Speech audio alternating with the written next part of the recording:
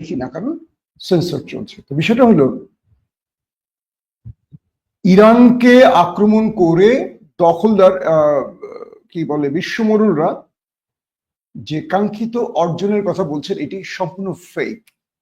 এবং আস্তে আস্তে আমেরিকার বিভিন্ন সূত্র, গণমাধ্যম, সাংবাদিক, কলামিস্ট, তাদের প্রযুক্তিবিদ, সামরিকবিদ, তারা কিন্তু বলতে শুরু করেছে। এবং ইসরায়েলের বক্তব্য ক্রমান্বয়ে পরিবর্তন হচ্ছে, কারণ ইসরায়েল বুঝে গেছে এই আক্রমণটি নেতানিয়াহুকে শান্ত করার জন্য ট্রাম্প করেছে। মূলত ট্রাম্প ইরানকে ভয় পেয়েছেন যে আমরা সত্যিকার অর্থে বড় কিছু করলে, মধ্যপ্রাচ্যের যুদ্ধ ছড়িয়ে পড়লে আমেরিকার কি লাভ, আমেরিকার কি লাভ।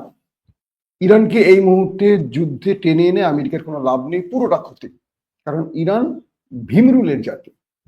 আর ডোনাল্ড ট্রাম্প বুঝতে পারছেন তার অর্থনীতির অবস্থা কি, আর তাকে মধ্যপ্রাচ্যের কেউ সাপোর্ট দিবে না, বিশেষ করে আরবরা কেউ সাপোর্ট দিবে না এই যুদ্ধে, কারণ আরবদের ক্ষতি এই যুদ্ধে।